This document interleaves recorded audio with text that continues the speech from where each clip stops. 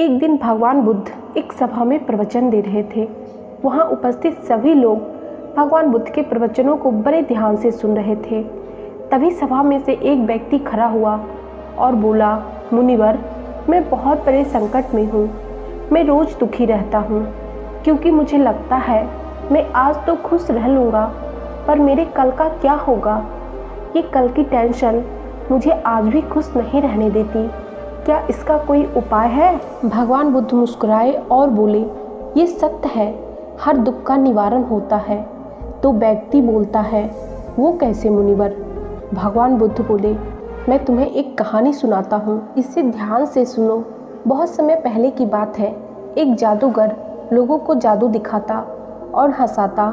धीरे धीरे जादूगर फेमस हो गया और उसकी चर्चा राजमहल तक जा पहुंची। राजा ने भी उसे जादू दिखाने के लिए बुलाया तो जादूगर ने सोचा, बड़ी कमाई करने का अवसर आ गया है। जादूगर मन ही मन सोच रहा था कि आज मेरे जीवन में मुझे सबसे अच्छा कमाई करने का मौका मिला है।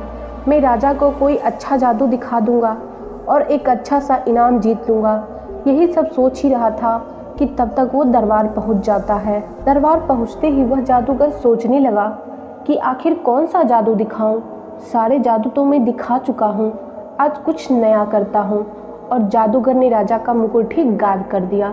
जैसे ही मुकुट गायब हुई, सभी दरबारी हंसने लगे और राजा को अपनी ये तौहीन लगी और वो जादूगर पे गुस्सा करने लगा। गुस्से में आकर उसने कहा, इस जादूगर को काल कोठरी में डाल दो और 1 सप्ताह बाद इसको फांसी की सज़ा दे दो। जादूगर गया तो जादू दिखाने था, इनाम पाने के लिए, पर उसे कोठरी में डाल दिया गया। और जैसे ही उसकी पत्नी को ये बात पता चली, वो रोती बिलखती पहुंची अपने पति से मिलने। जब वो अपने पति के पास गई, उसने देखा तो जादूगर मुस्कुरा रहा था। उसकी पत्नी बोलने लगी, तुम पागल तो नहीं हो गए हो? 7 दिन बाद तुम्हें फांसी दे दी जाएगी और तुम मुस्कुरा रहे हो। जादूगर ने कहा, तुम चिंता क्यों कर रही हो?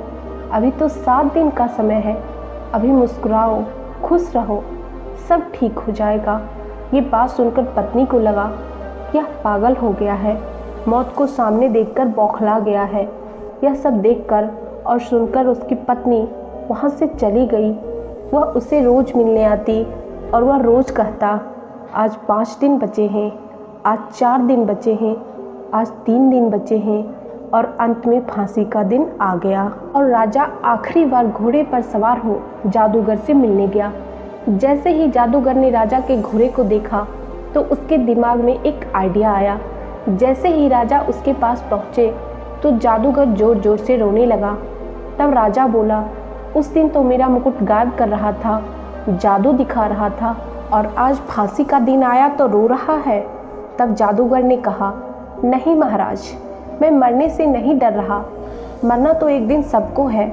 मुझे तो इस बात का अफसोस है कि मैं बरसों से एक कला सीख रहा था। उस कला में मैं घोड़े को उड़ाना सीख रहा था और वो काम सिर्फ 2 साल में पूरा होने वाला था। अब वो कला मेरे साथ ही चला जाएगा। तब जादूगर की बात सुन राजा के मन में आया कि जादूगर उड़ने वाला घोड़ा तैयार कर रहा है और अगर वो घोड़ा मेरे पास आ गया तो मैं बड़े से बड़ा युद्ध आसानी से जीत जाऊंगा। ये सब सोचकर राजा जादूगर से कहा कि एक घोड़ा अगर तुम मुझे दे दो तो मैं तुम्हें फांसी नहीं दूंगा। अगर ये काम तुम 2 साल में कर सकते हो तो करो, 2 साल के लिए मैं तुम्हें रिहा करता हूँ। वहाँ से निकलकर जादूगर अपनी पत्नी के पास पहुँचा और देखा कि पत्नी रो रही है और घर में मातम सा माहौल है। जैसे ही पत्नी ने उसे देखा, वह खुश हो गई और जादूगर से पूछा, राजा ने तुम्हें क्यों छोड़ दिया?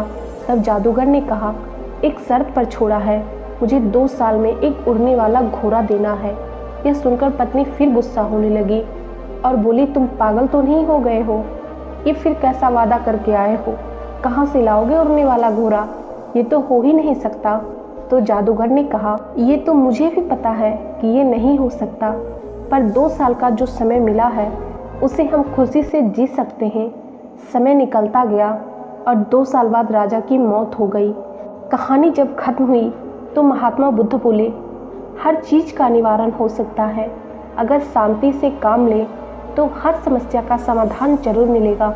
दोस्तों, इस कहानी से हमें यही सीख मिलती है, हमें आज में खुश रहना चाहिए। लोग कल की चिंता में अपना आज भी खराब कर देते। जिस कल को हमने देखा ही नहीं, उसकी क्या चिंता करना, जो होगा अच्छा ही होगा। दोस्तों, इसलिए आज को खुलकर जियो। अगर हमारे पास कुछ है तो वो आज है। कहानी कैसी लगी अपनी राय हमें कमेंट बॉक्स में ज़रूर देना, और इसी तरह के मोटिवेशनल वीडियो देखने के लिए हमारे चैनल को सब्सक्राइब करके बेल आइकन जरूर प्रेस कर लेना। आज के वीडियो में इतना ही, मिलते हैं नेक्स्ट वीडियो में, तब तक के लिए धन्यवाद।